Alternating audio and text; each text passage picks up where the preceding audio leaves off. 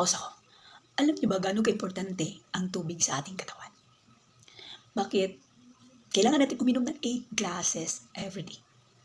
Kailangan natin uminom ng 8 glass every day. Dahil kapag kulang tayo sa tubig, ay maraming sinyalis kung bakit dehydrate ang ating katawan.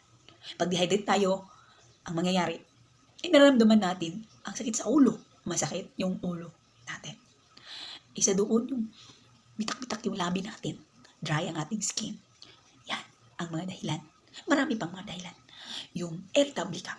Hindi ka matanong, bigla ka na lang magagalit. Mataas lagi yung boses mo. Kasi yung dugo mo ay lalapot. Kaya irritable ka. Hindi masyado dadalo yung dugo mo kasi malapot nga. Kasi kulang ka sa tubig. Yung mabahong hininga. Isa sa mga dahilan kung bakit mabaho yung hininga dahil kulang ka sa tubig. Kulang ang supply ng saliva sa ating bibig. Kaya, bad breath tayo. Yung naranasan mong dumumi na matigas yung dumi mo.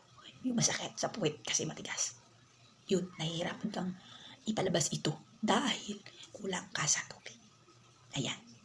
Tsaka yung sa tuwing umiihi ka, madilaw yung color ng iyong ihi. Di ba? Isa yan.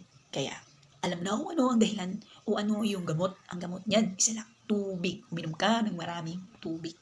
Ayan. At marami pa. Gusto mo pa bang malaman? Teka lang, mag-isip muna ako. Yung nagki-crave ka ng matatamis.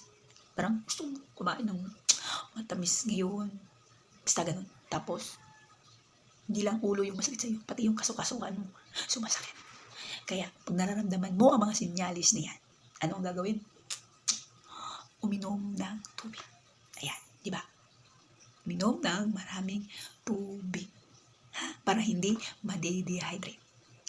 Para hindi lalapot ang iyong dugo at magiging mabuti yung isip mo. Hindi ka magiging irritable.